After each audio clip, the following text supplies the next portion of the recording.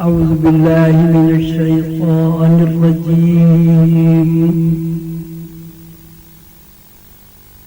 بسم الله الرحمن الرحيم. الحمد لله رب العالمين،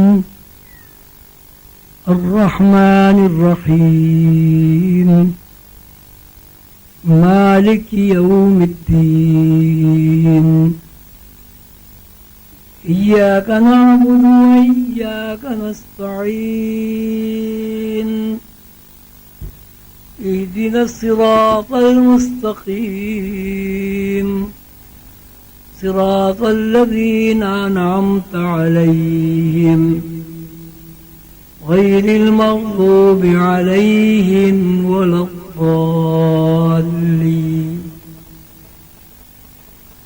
بسم الله الرحمن الرحيم.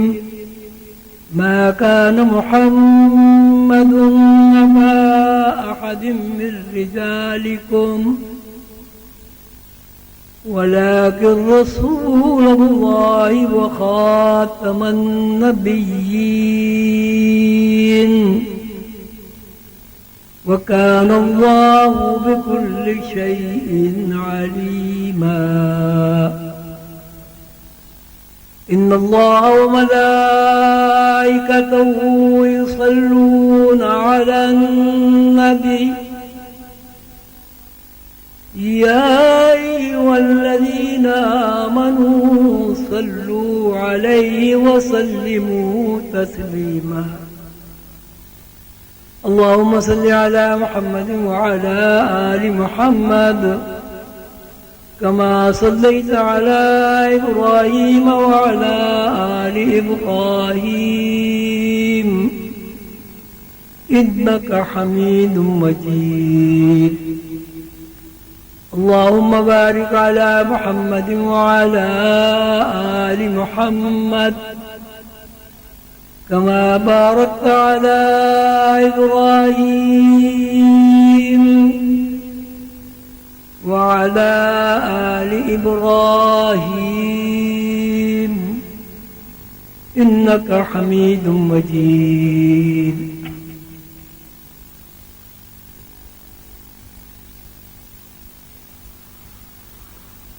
حاضرین مجلس،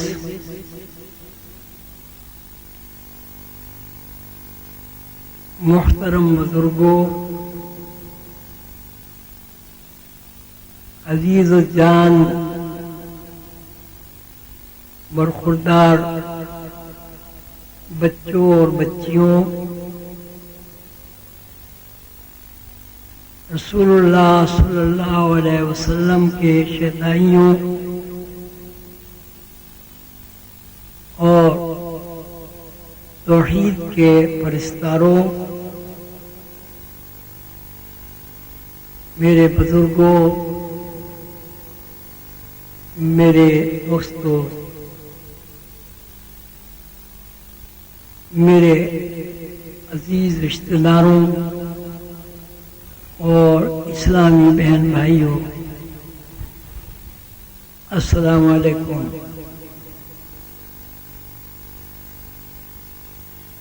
پہلے تو میں آپ تمام خواتین و حضرات کا شکریہ ادا کرتا ہوں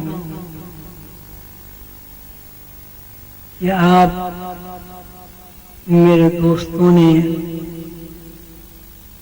میری بیماری سے صحت یابی کے لیے دعائیں فرمائیں۔ مجھے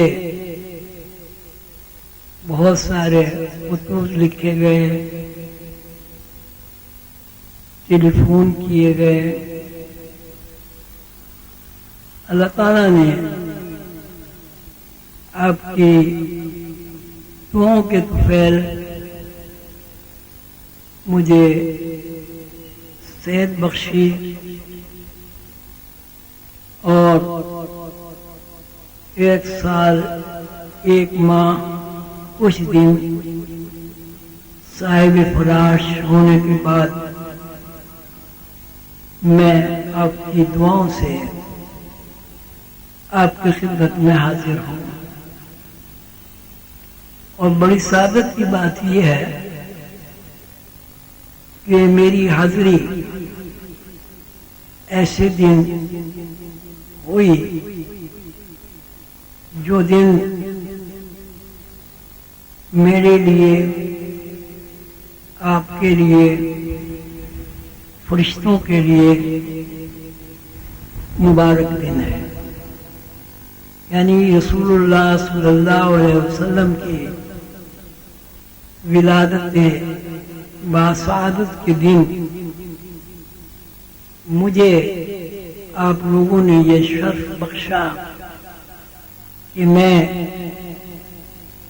آقا نامدار تاجدار مدینہ خاتم الانبیاء حضرت محمد رسول اللہ صلی اللہ علیہ وسلم کی مدح میں، ان کی تعریف میں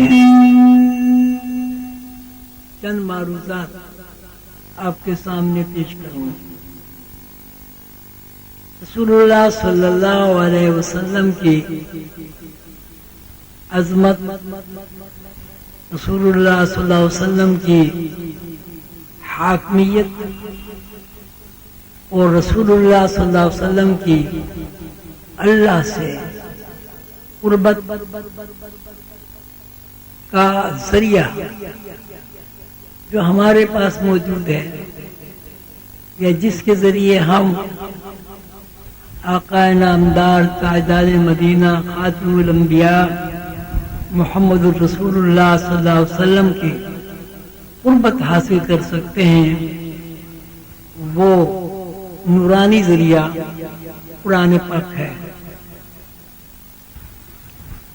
اللہ تعالیٰ نے رسول اللہ صلی اللہ علیہ وسلم کے بارے میں فرمایا ہے، الیوم اکملت لکم دینکم واتممت علیکم نعمتی ورضیت لکم الاسلام دینا۔ آج کے دن ہم نے، اللہ تعالیٰ فرماتے ہیں، آج کے دن ہم نے دین کی تکمیل کر دی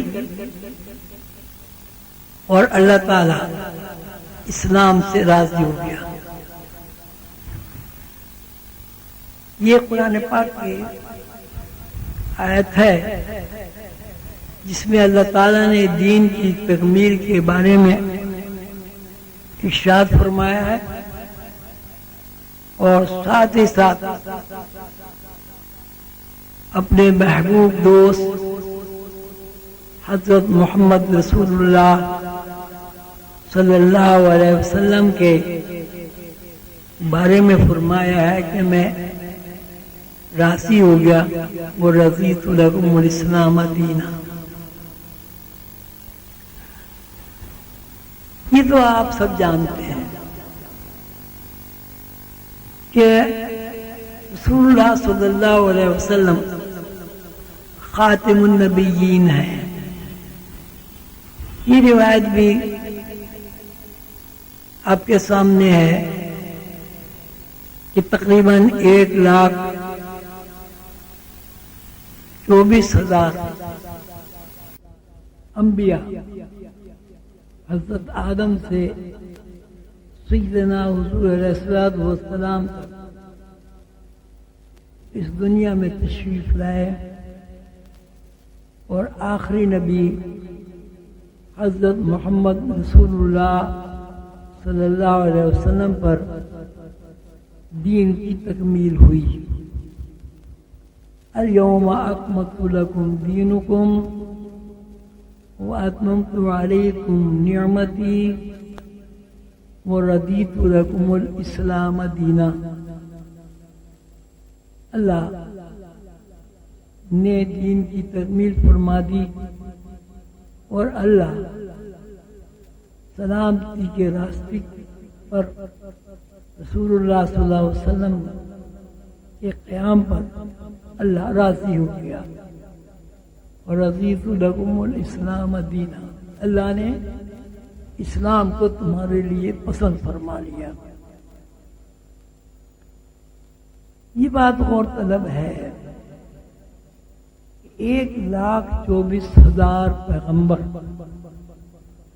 حضرت آدم علیہ السلام سے سیدنا حضور علیہ السلام تک اس دنیا میں تشریف لائے اور دین کی تکمیل رسول اللہ صلی اللہ علیہ وسلم پر ہوئی. یعنی اللہ تعالیٰ نے جو دین اسلام آسمانوں سے نازل فرمایا تاکہ بندے انسان اور جنات ایک ایسے متعین راستے پر قائم ہو جائے جو راستہ بندے کو اللہ تک پہنچا دیتا ہے. اور طلب بات یہ 1,24,000 پیغمبر ایک ہی راستے کے بارے میں جس کو ہم دین کہتے ہیں تشریف لاتے رہے، قوموں کو اللہ کا پیغام سناتے رہے، دین کی تشریح فرماتے رہے. بالآخر رسول اللہ صلی اللہ علیہ وسلم آخری نبی کی حیثیت سے دنیا میں تشریف لائے، اور جب رسول اللہ صلی اللہ علیہ وسلم اس دنیا میں تشریف لائے تو اللہ تعالیٰ نے دین کی تکمیل فرما دی جس کو اسلام کہا گیا، یعنی سلامتی کا راستہ. اور اللہ تعالیٰ راضی ہو گیا. اور طلب بات یہ ہے کہ وہ پیغام جو اللہ تعالیٰ اپنے بندوں کو پہنچانا چاہتے ہیں اس پیغام کو پہچانے بندوں تک پہنچانے کے لیے 1,00,000 سے زائد پیغمبر تشریف لائے، اور جس کی تکمیل سیدنا حضور علیہ السلام نے فرمائی. وہ کون سا دین ہے، کون سا اسلام ہے جو 1,00,000 سے زیادہ فرشتے جس کی تبلیغ فرماتے رہے، تلقین فرماتے رہے، لوگوں کو اس دین کی طرف بلاتے رہے،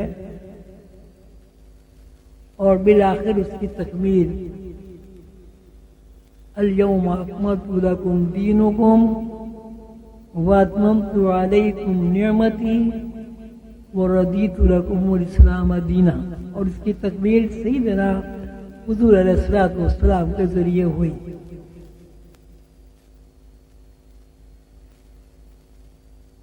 سوچ بچار کے بعد 1,24,000 پیغمبروں کی تعلیم اور ارشادات عالیہ کے مطابق وہ دین کی تکمیل رسول اللہ صلی اللہ علیہ وسلم پر جس ذریعے سے ہوئی وہ ذریعہ اللہ کا کلام کتاب اللہ قرآن مجید،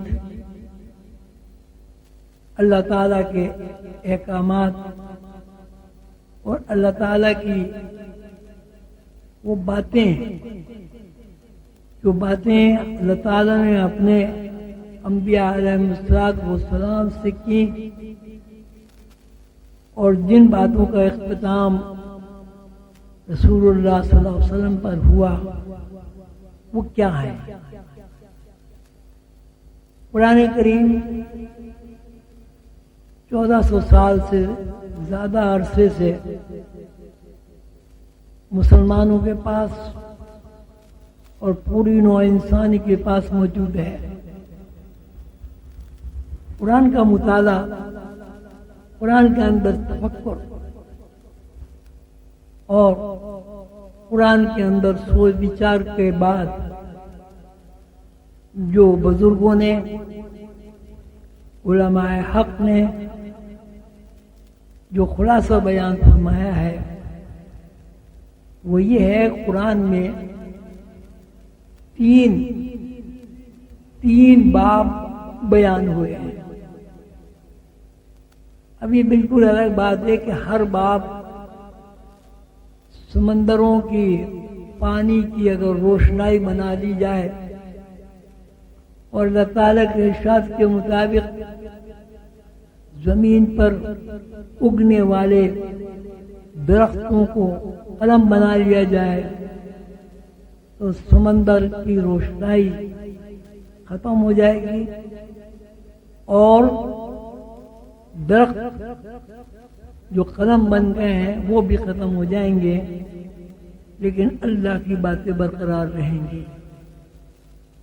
اب ایک درخت، بڑھ کا ایک درخت اگر آپ دیکھیں اور اس کے آپ قلم بنائیں تو کوئی وجہ نہیں کہ اس ایک درخت میں سے کروڑوں قلم بن جائیں گے۔ اگر سمندر کے پانی کو ایک دباغ میں ڈال کر اس کو روشنائی تسلیم کر لیا جائے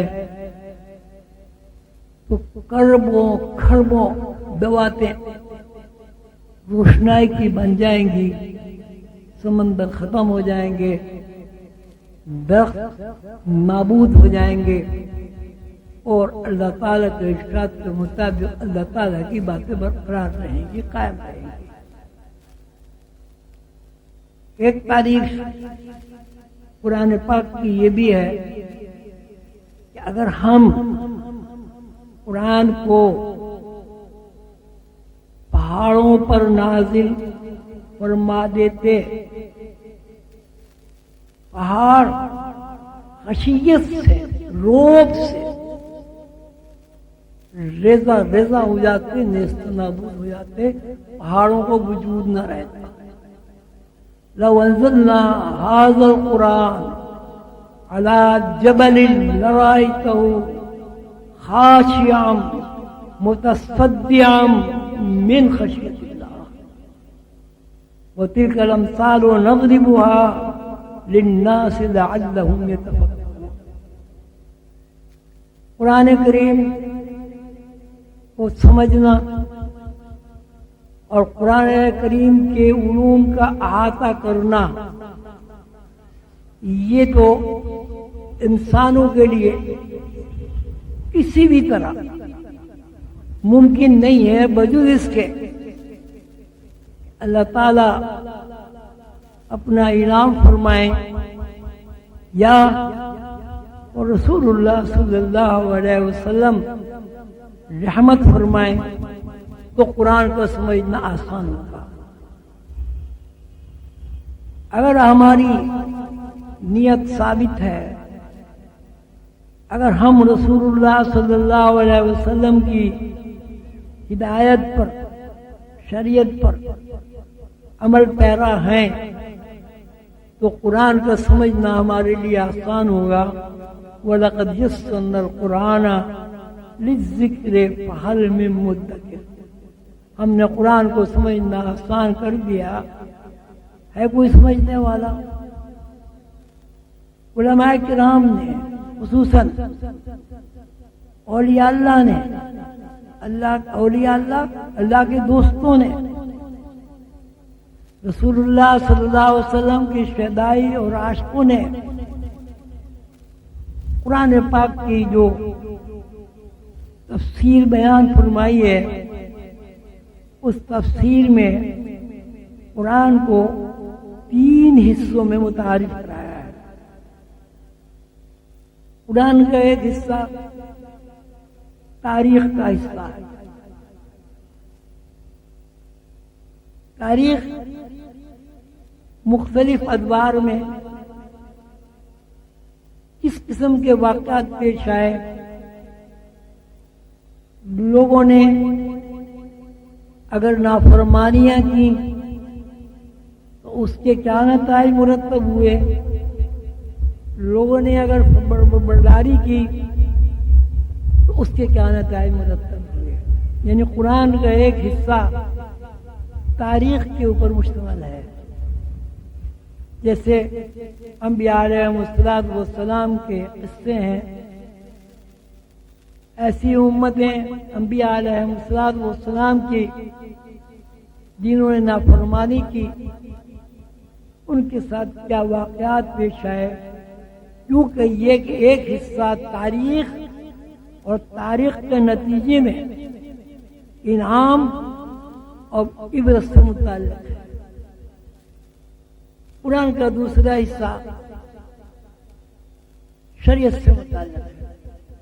شریعت سے مراد کہ انسان اور حیوان میں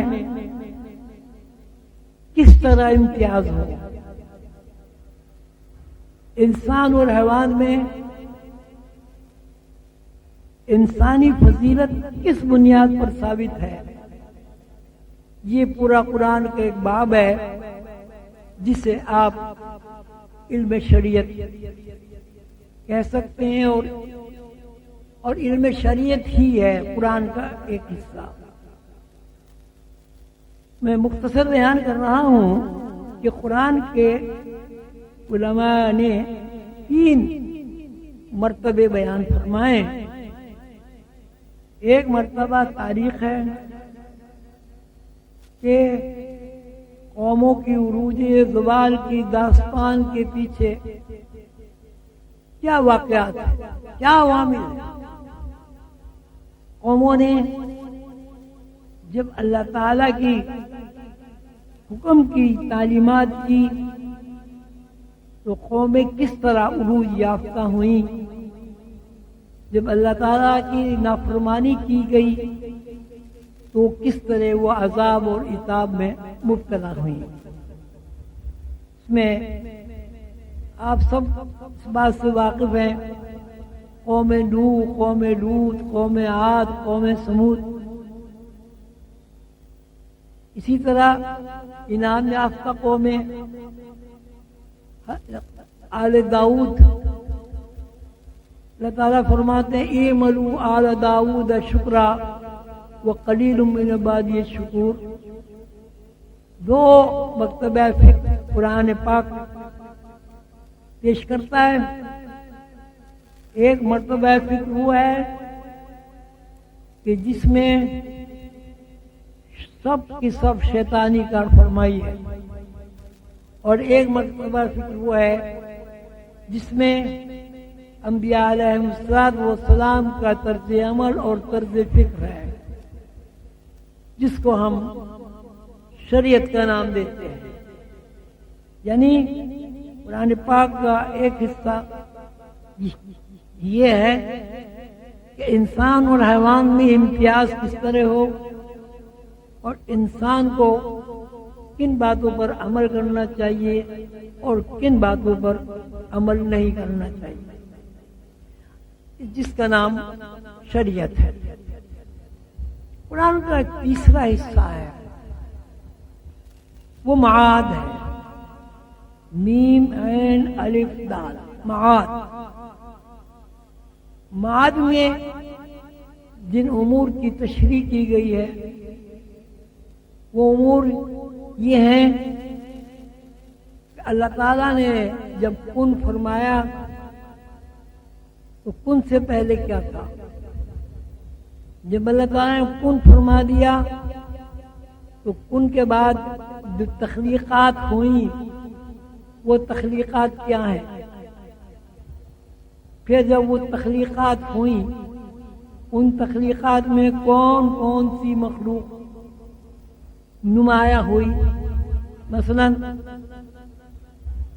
فرشتے، مثلا جنات، مثلا انسان۔ پھر اس کے بعد معدنیات میں آ جائیے، پہاڑ، نباتات میں آ جائیے، درخت۔ یہ پورا ایک جو نظام ہے اللہ تعالیٰ کا، وہ کس طرح وجود میں آیا، کیوں وجود میں آیا، اور ان سب موجودات میں فرشتوں کی کیا حیثیت ہے، جنات کی تخلیق کے پیچھے کیا مصلحتیں ہیں، اور انسان کی تخلیق کس طرح ہوئی، پھر انسان کو تمام کائنات میں فضیلت کس بنیاد پر دی گئی، جیسے اللہ تعالیٰ نے خود ہی قرآن پاک میں ارشاد فرمایا ہے وَعَلَّمَ آدَمَ الْأَسْمَاءَ كُلَّهَا ثُمَّ عَرَضَهُمْ عَلَى الْمَلَائِكَةِ فَقَالَ أَنبِئُونِي بِأَسْمَاءِ هَؤُلَاءِ إِن كُنتُمْ صَادِقِينَ قَالُوا سُبْحَانَكَ لَا عِلْمَ لَنَا إِلَّا مَا عَلَّمْتَنَا إِنَّكَ أَنْتَ الْعَلِيمُ الْحَكِيمُ۔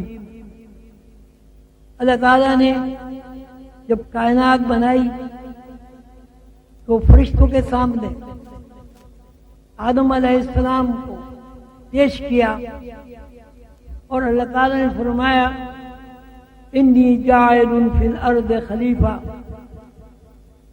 کہ میں زمین میں اپنا نائب اور خلیفہ بنانے والا ہوں۔ آپ سب حضرات اس بات سے واقف ہیں کہ فرشتوں نے عرض کیا کہ اگر عبادت کے لیے آدم کو پیدا کیا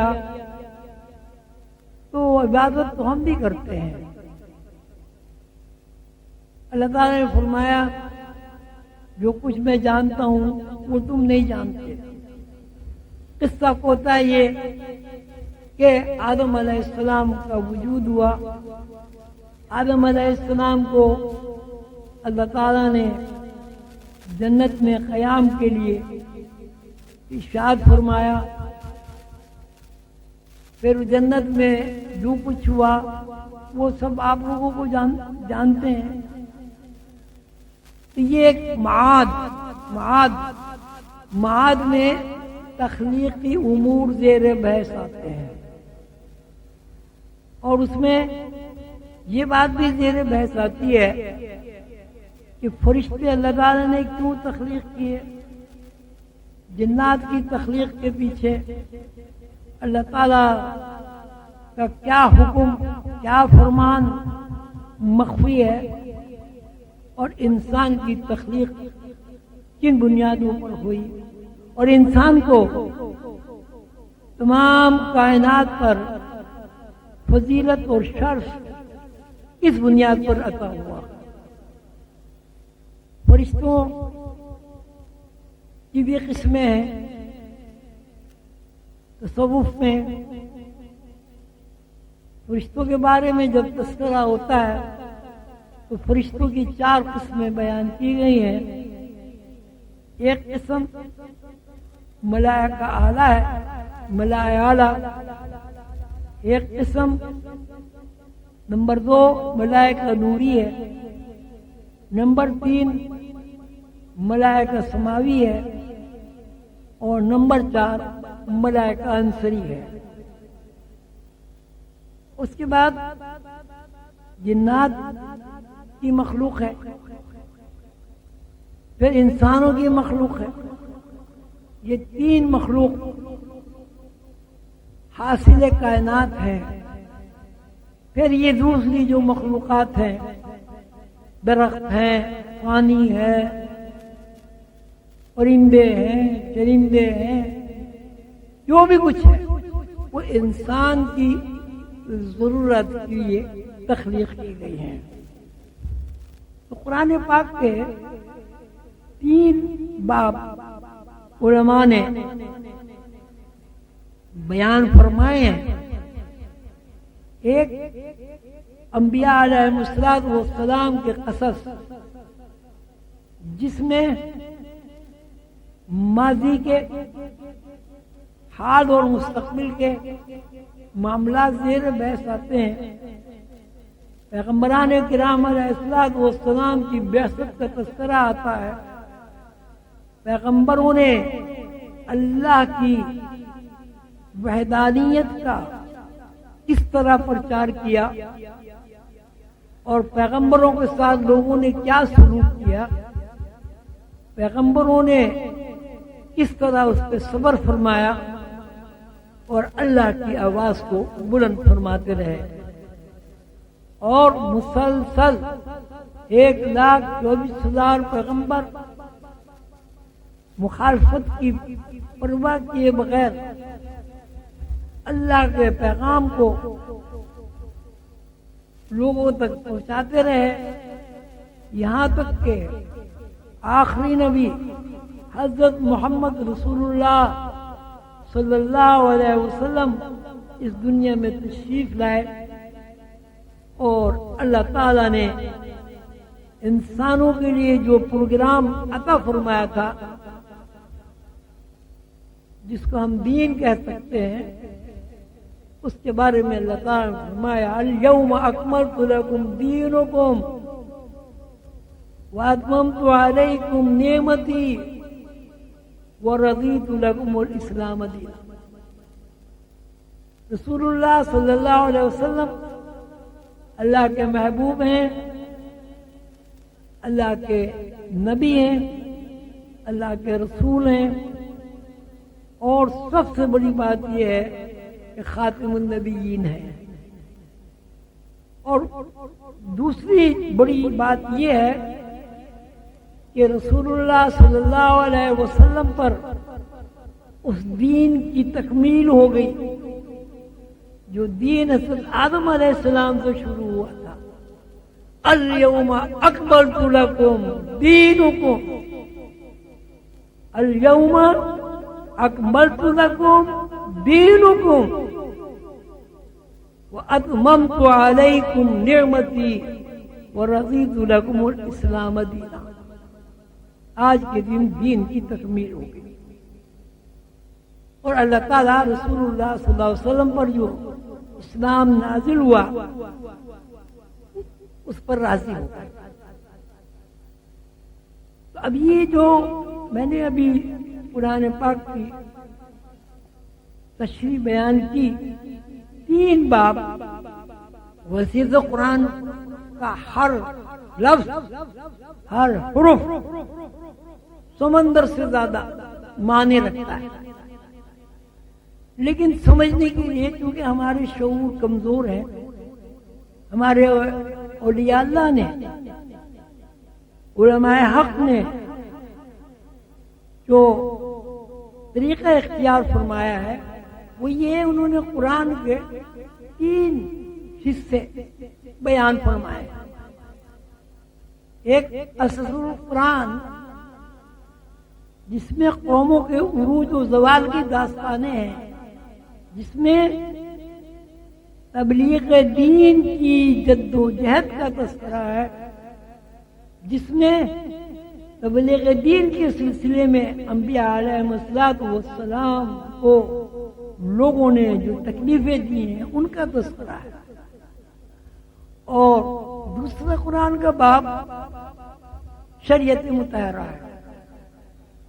شریعت مطہرہ جیسے کہ میں نے آپ سے عرض کیا ہے کہ انسان کو کس طرح زندگی گزارنی ہے، اچھائی کیا ہے، برائی کیا ہے، جزا کیا ہے، سزا کیا ہے، خوشی کیا ہے، پریشانی کیا ہے، کیوں آدمی پریشان ہوتا ہے، کس طرح آدمی اس پریشانی سے نجات حاصل کر سکتا ہے، یہ شریعت کا پورا ایک باب ہے۔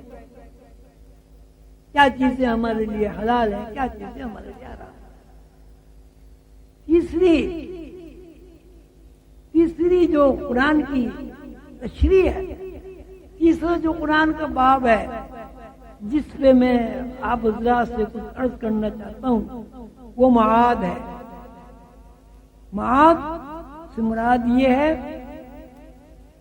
کہ جب اللہ تعالیٰ نے حکم فرمایا تو کائنات کس طرح تخلیق ہوئی۔ اللہ تعالیٰ نے مخلوق کو جب پیدا فرمایا تو اللہ تعالیٰ نے مخلوق کو پیدا فرما کر مخلوق کی کیا ذمہ داریاں قائم فرمائی۔ پھر یہ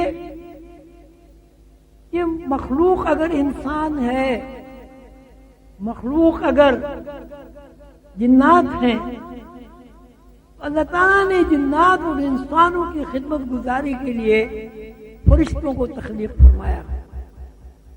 فرشتے کیا چیز ہیں؟ معاد ہمیں بتاتا ہے کہ فرشتے کیا چیز ہیں۔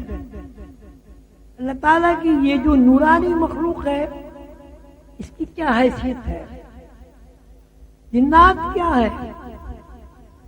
جنات اگر آتشی مخلوق ہے، آگ کی مخلوق ہے، تو اس کی کیا حیثیت ہے؟ اور اس کے بعد انسان ایک مخلوق ہے، اس کی کیا حیثیت ہے؟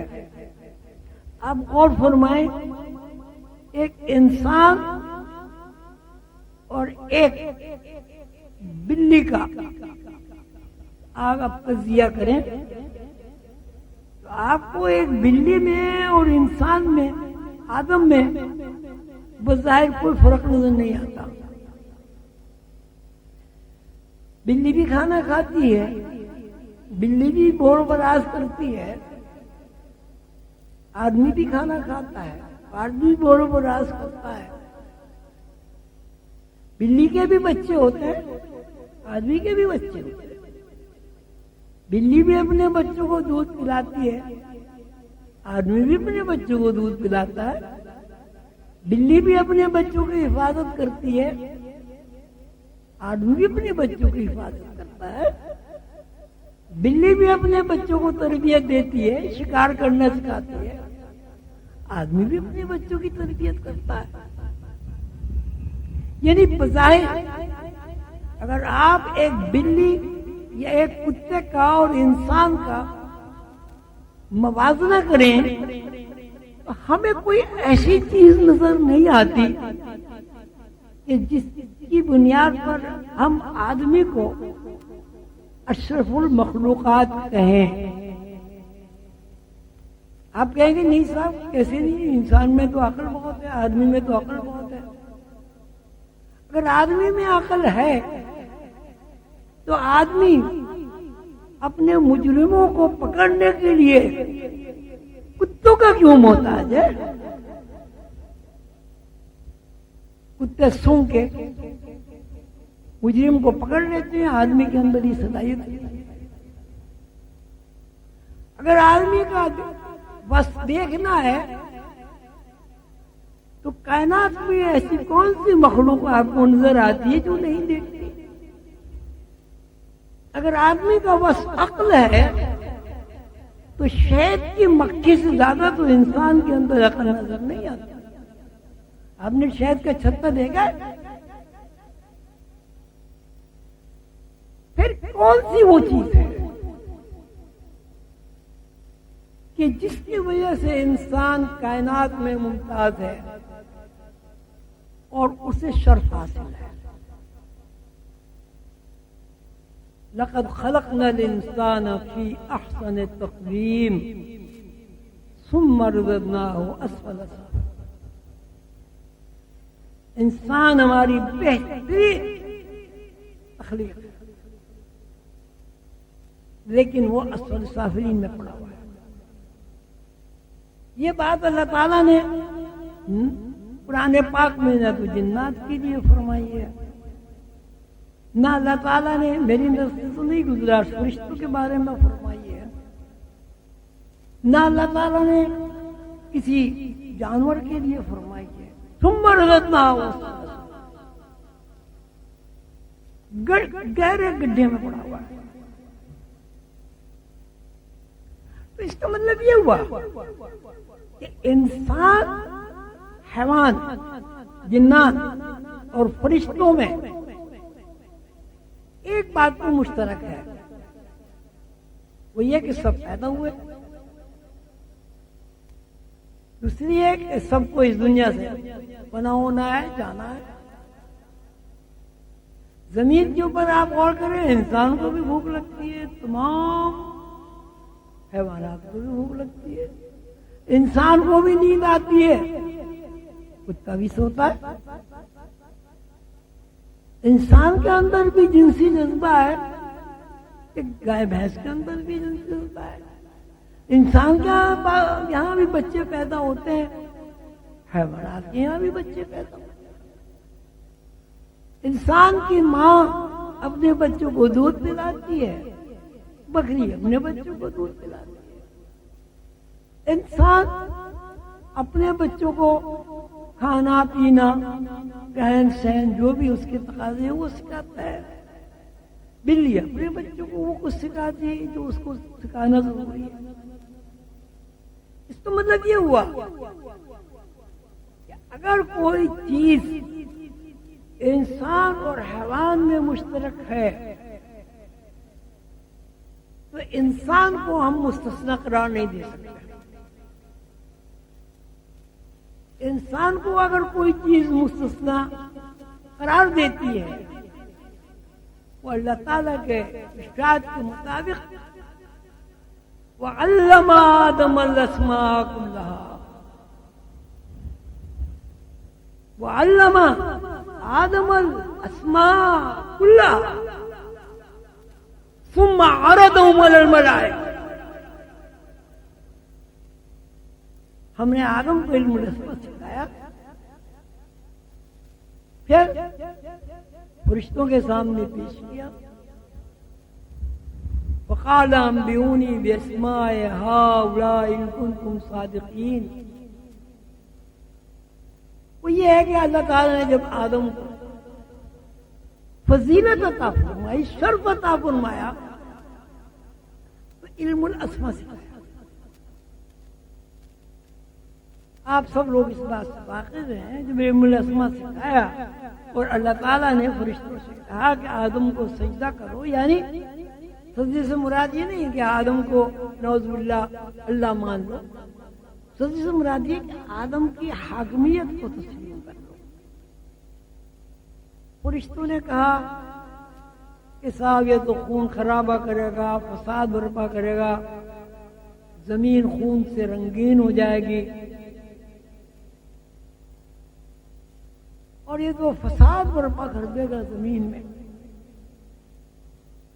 اللہ تعالیٰ نے آدم علیہ السلام سے ارشاد فرمایا کہ ہم نے وَعَلَّمَ آدَمَ الْأَسْمَاءَ كُلَّهَا, ہم نے جو اپنی صفات کا علم تمہیں سکھا دیا ہے تم فرشتوں کے سامنے بیان کرو.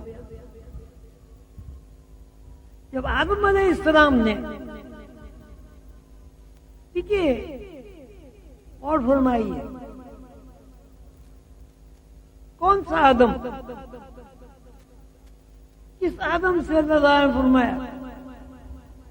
وہ پخانہ پیشاب کرنے والا, بھوک پیاس کا محتاج, گرمی سردی کے لیے مجبور, عبادت کے لیے.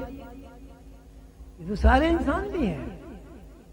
سردی کتے کو بھی لگتی ہے, سردی آدمی کو بھی لگتی ہے, گرمی بلی کو بھی لگتی ہے, گرمی آدمی کو بھی لگتی ہے. آدمی کی فضیلت اس بنیاد پر ہوئی وَعَلَّمَ آدَمَ الْأَسْمَاءَ,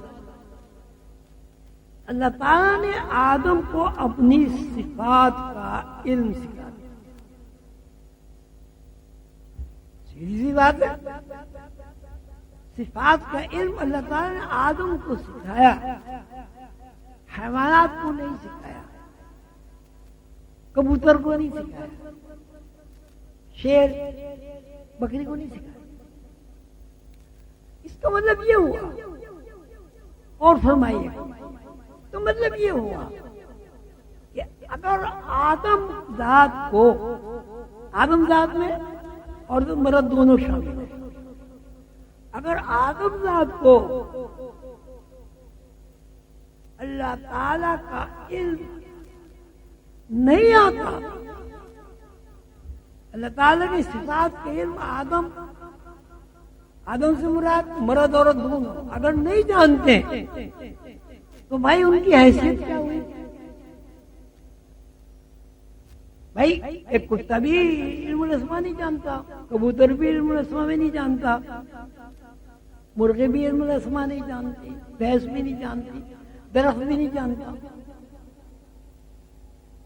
اگر آدم کو بھی علم الاسماء حاصل نہیں ہے تو آدم کی حیثیت کیا ہوئی؟ بولے کیا ہوا بھائی؟ آپ تم خاموش، کیا عزت ہوئی؟ نہیں، میں اگر آپ نہیں بولیں گے میں یہی رک جاؤں گا. آدم کی فضیلت یہ ہے کہ اسے اللہ تعالی نے علم الاسماء سکھایا.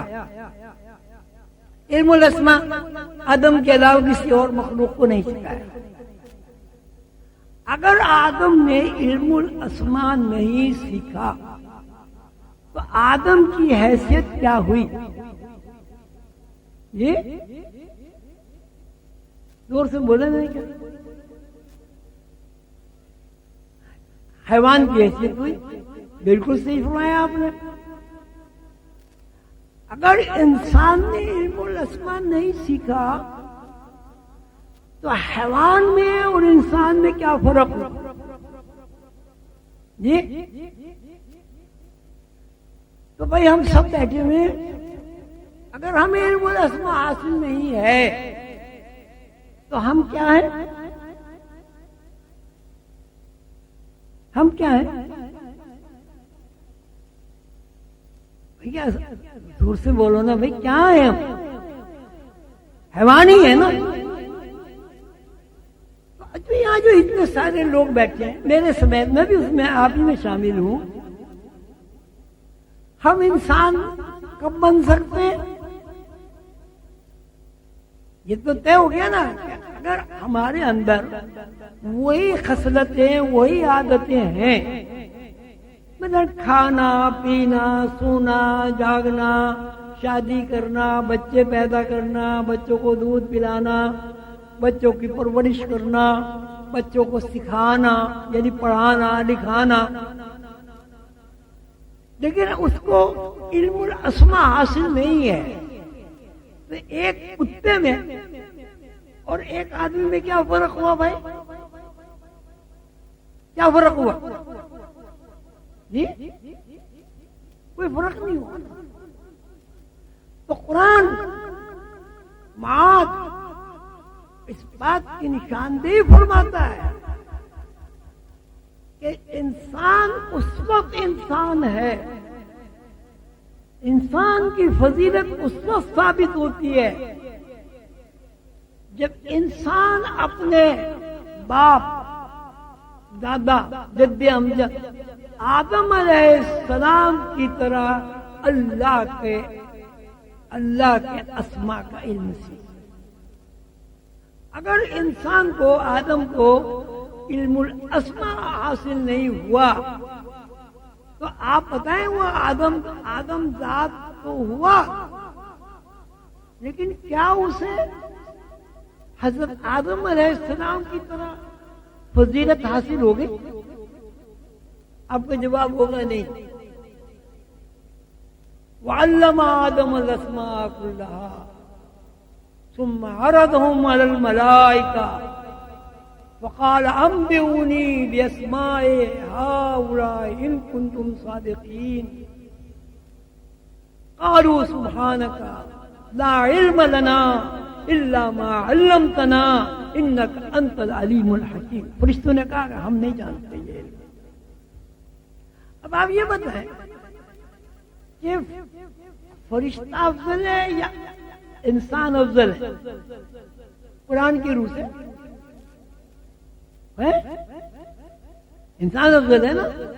انسان کس بنیاد پر افضل ہے؟ فرشتوں سے. انسان علم الاسماء کی بنیاد پر فرشتوں سے افضل ہے. اگر انسان نے علم الاسماء نہیں سیکھا تو پھر اس کی حیثیت افضل نہیں ہے. یہ قرآن کا وہ حصہ ہے جس کو معاد قرآن نے بیان کیا ہے. قرآن پاک کے 3 حصے میں نے بیان کیے. کوئی تو قرآن اللہ تعالیٰ نے قرآن پاک کے لیے تو فرمایا ہے کہ تمہارے سارے سمندر روشنائی بن جائے، تمہارے سارے درخت قلم بن جائے، درخت بھی ختم ہو جائیں گے، پانی بھی ختم ہو جائے گا، سمندر خشک ہو جائے گا، لیکن اللہ کی باتیں پھر بھی برقرار رہیں۔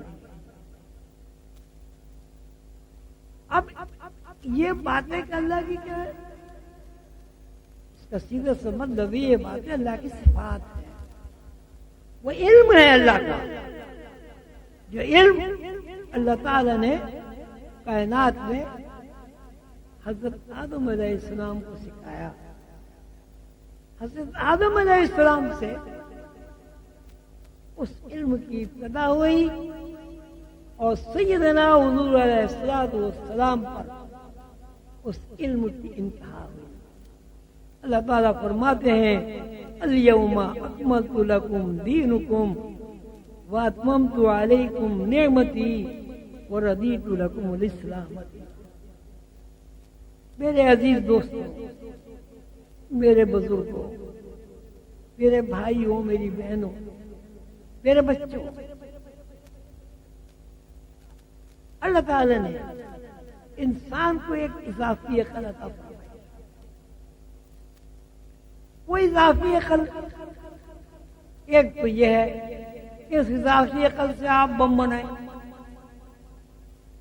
لاکھوں آدمی مار دیں، اس اضافی عقل سے آپ توپ بنا لیں، بندوق بنا لیں، ایٹم بم بنا لیں، اور ایک اضافی عقل کا یہ بھی حصہ ہے کہ انسان اس بات پر تفکر کرے کہ کائنات میں میرے شرف کی وجہ کیا ہے، میں اشرف المخلوقات کس بنیاد پر ہوں؟ اشرف المخلوقات میں اس بنیاد پر ہوں کہ ایک کتا زمین میں پڑی ہوئی ہڈی کھا لیتا ہے اور ایک انسان پلیٹ میں کھانا رکھ کے کھا لیتا ہے، اور یہ آج جو پلیٹ میں ہم رکھ کر کھانا کھا رہے ہیں، اب بھی جو انسیولائزڈ لوگ ہیں جنگل میں، وہ ان کے یہاں کوئی پلیٹ نہیں ہوتی، ان کے یہاں کوئی ہڈیاں ونڈیاں نہیں ہوتی پکانے کی، وہ کچے گوشت کھاتے ہیں۔ کچھ ایسی بھی مخلوق ہیں انسانی جو خون پیتی ہے، کیوں؟ وہ انسیولائزڈ، ان کو ایسا ماحول میسر نہیں آیا کہ وہ انسان کہلانے کے لیے ایسے طریقے اختیار کریں جو حیوانات میں رائج نہیں ہے۔ بات پھر وہی ہے کہ انسان کا شرف اس بنیاد پر ہے، وہ علم آدم علیہ السلام، انسان اللہ تعالی کی صفات کا علم سیکھ لے۔ مثلاً آپ دیکھیں جی، ایک ڈاکٹر ہے یا ایک حکیم ہے، وہ حکمت جو ہے وہ اس کے لیے اس کی صفات ہوئی۔ ایک لوہار ہے، لوہار کا کام سیکھنا اس کی ایک صفت ہوئی، بھائی لوہار ہے، لوہار کا کام کرتا ہے۔ بڑھئی کی ایک صفت ہے، وہ بڑھئی کا کام کرتا ہے۔ انسان کی بھی ایک صفت ہے، اور انسان کی صفت یہ وہ کائنات کے رموز کو جانتا ہے، وہ فرشتوں سے واقف ہے، وہ جنات سے واقف ہے، وہ 7 آسمانوں سے واقف ہے۔ 7 ہے 6 ہیں آسمان، کتنے آسمان ہیں جی؟ 7۔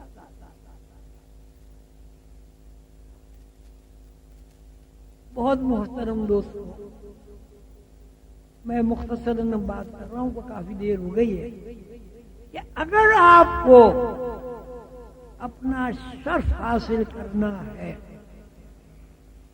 اگر آپ کو حیوانات سے خود کو ممتاز کرنا ہے، اگر آپ کو اللہ تعالی کا قرب حاصل کرنا ہے، اگر آپ کو سیدنا حضور علیہ السلام کا سچا امتی بننا ہے، اگر آپ حیوانات سے ممتاز ہونا چاہتے ہیں، اگر آپ واقعات جنت میں جانا چاہتے ہیں، تو اس کی واحد صورت ہے وہ یہ کہ آپ اپنے باپ آدم کا ورثہ، کیا ورثہ ہو؟ اللہ تعالیٰ کی صفات کا علم سیکھیں۔ اگر انسان اللہ تعالیٰ کی صفات کا علم نہیں سیکھے گا تو وہ صحیح معنی میں اپنی باپ آدم کی اولاد کہلانے کا مستحق ہے۔ یہ نماز، روزہ، حج، زکوٰۃ، جب آپ اس کی حکمت پر غور فرمائیں گے تو اس میں بھی یہی ہے۔ ایک آدمی نماز پڑھتا ہے، نماز ایک ایسا عمل ہے کہ جس میں بندے کا اللہ کے ساتھ تعلق قائم ہو جائے، یقینی درجہ ہے۔ پھر اس کے بعد زکوٰۃ ہے، حج ہے۔ اب حج کو ہم جاتے ہیں، اس کے پیچھے کیا فلسفہ ہے؟ حج کو جاتے ہیں اس لیے جاتے ہیں اللہ کا گھر ہے، تاکہ ہمیں اللہ سے قربت حاصل ہو۔ یہ نماز، روزہ، حج، زکوٰۃ، یہ سارے جو اعمال ہیں اس کا ایک ہی منشا ہے کہ بندے کا تعلق اللہ سے قائم ہو جائے اور بندے کو یہ علم حاصل ہو جائے کہ میں بندہ ہوں اور میرا خالق و مالک اللہ ہے۔ یہ بھی معاد ہے، یعنی بندے کا اللہ کے ساتھ تعلق جڑ جائے۔ اور اگر بھائی جیسی ہم نمازیں آج کل پڑھ رہے ہیں، اب تو لوگ کہتے ہیں کہ بھائی اگر تمہاری کوئی چیز کھو گئی ہے، کوئی آدمی آ رہی کہاں ہے، تم نماز کی نیت باندھ لو، چیز یاد آ جائے گی۔ انتہائی درجے نادانی کی بیوقوفی کی بات۔ تو معاد کے سلسلے میں نے چند معروضات آپ کو پیش کی۔ معاد اگر کسی مسلمان کو معاد کا علم وہ سیکھ لے، اسے آ جائے، اس کے اندر اللہ تعالیٰ ایسی صلاحیتیں پیدا کر دیتے ہیں کہ وہ فرشتوں کو بھی دیکھتا ہے، سیدنا حضور علیہ الصلوۃ والسلام کی زیارت سے بھی مشرف ہوتا ہے، اس کا نماز میں بھی دل لگتا ہے، اور وہ اس دنیا سے بھی واقف ہو جاتا ہے کہ یہ دنیا عارضی اور غیر مستقل ہے۔ کچھ بھی کر رہے ہیں آپ یہاں، کچھ بھی چیزیں بنا لیں، آپ کو یہاں سے جانا ہے، اور جب آپ یہاں جائیں گے یہاں سے کوئی چیز لے کر نہیں جائیں گے۔ جب اللہ تعالیٰ سے بندے کا ربط اور تعلق جڑ جاتا ہے تو یہ ساری چیزیں آپ استعمال کرتے ہیں، اس سے پورا فائدہ اٹھاتے ہیں، لیکن ان چیزوں میں دل نہیں لگتا، دل اللہ کے ساتھ لگا۔ اب صورت حال یہ ہے، میں آپ سے پوچھتا ہوں کہ میرے پاس ایک گھڑی ہے، بہت قیمتی گھڑی، وہ میں نے آپ کو پیش کر دی۔ اب آپ اس گھڑی کی تو قیمت لگاتے ہیں، گھڑی دینے والے کی قیمت نہیں لگاتے، کیا اس کو آپ عقل مندی کہیں گے؟ بولے بھائی جی نہیں دیں گے نا؟ تو اللہ تعالیٰ آپ کو انعامات و اکرامات سے نواز رہا ہے، نعمتیں عطا فرما رہا ہے۔ ہماری صورت یہ ہے ان نعمتوں کی تو قدر و قیمت کرتے ہیں، اللہ کے بارے میں ہمارا رویہ بہت ہی بیوقوفی کا اور نادانی کا ہے۔ میں آپ حضرات سے درخواست کرتا ہوں کہ خدا کے لیے اللہ کو محض تذکرے کے لیے نہ رکھیں، اللہ میں دل لگائیں، اللہ سے قربت حاصل کریں. اللہ آپ سے دور نہیں ہے. نحن اقرب الیہ من حبل الورید. اللہ رگ جان سے زیادہ قریب ہے. اللہ ہر وقت آپ کے پاس ہے، آپ کے دل میں ہے. کتنی عجیب بات ہے کہ اللہ آپ کے دل میں ہے، تو دل میں جو چیز ہے اس کی طرف آپ کی توجہ نہیں، اللہ کی بنائی ہوئی چیزوں کی طرف توجہ ہے.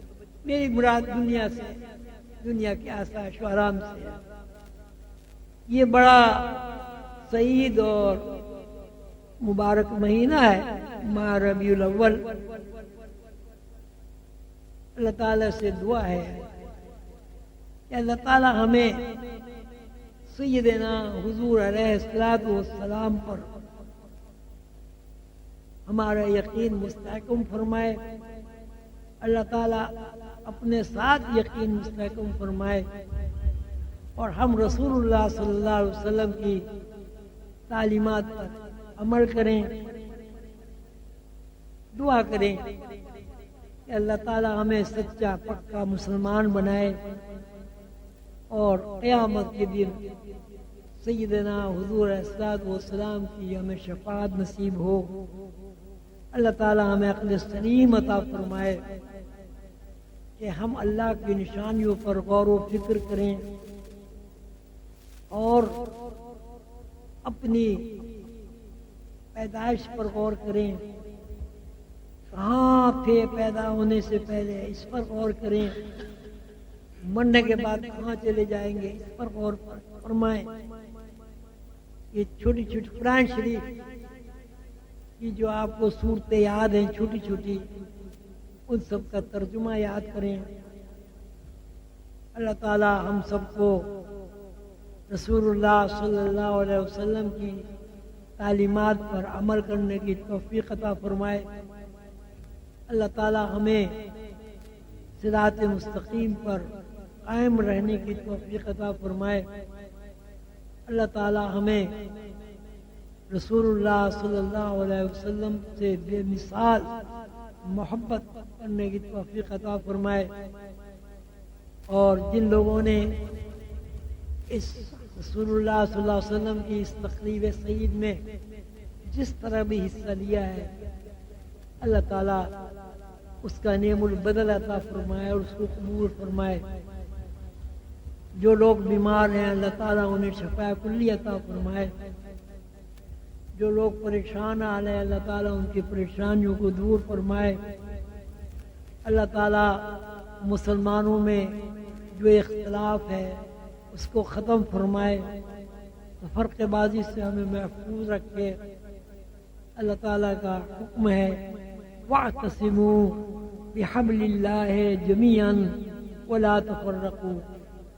اللہ کی رسی کو متحد ہو کر مضبوطی کے ساتھ پکڑ لو اور آپ اس میں تفرقہ نہ ڈالو. جب کسی قوم میں تفرقہ پڑ جاتا ہے تو رسول اللہ صلی اللہ علیہ وسلم کے ارشاد کے مطابق اس قوم کی ہوا اکھڑ جاتی ہے، دشمن اس پر غالب آ جاتے ہیں، رعب اس کا ختم ہو جاتا ہے. اللہ تعالی ہمیں تفرقوں سے محفوظ فرمائے اور آپس میں پیار و محبت سے رہنے کی توفیق عطا فرمائے. جو پریشان حال ہیں اللہ تعالیٰ ان کی پریشانیوں کو دور فرمائے. جو بیمار ہیں اللہ تعالیٰ انہیں شفا کلی عطا فرمائے. بچوں کے بڑے مسائل ہیں آج کل، تعلیم کے، شادی کے، اللہ تعالیٰ اس میں ہم سب کو آسانی عطا فرمائے. اس مجلس میں جن حضرات نے جس طرح بھی تعاون فرمایا ہے، دام درہم قدم سکون، اللہ تعالیٰ ان کی اس خدمت کو قبول فرمائے. اللہ تعالیٰ ہمیں سیدنا حضور علیہ الصلوۃ والسلام کی شفاعت نصیب فرمائے. اللہ تعالیٰ ہمیں اپنے بزرگوں کی خدمت کرنے کی اور ادب کرنے کی توفیق عطا فرمائے. وآخر دعوانا الحمدللہ رب العالمین. آپ سب حضرات کا بہت شکریہ. خدا حافظ.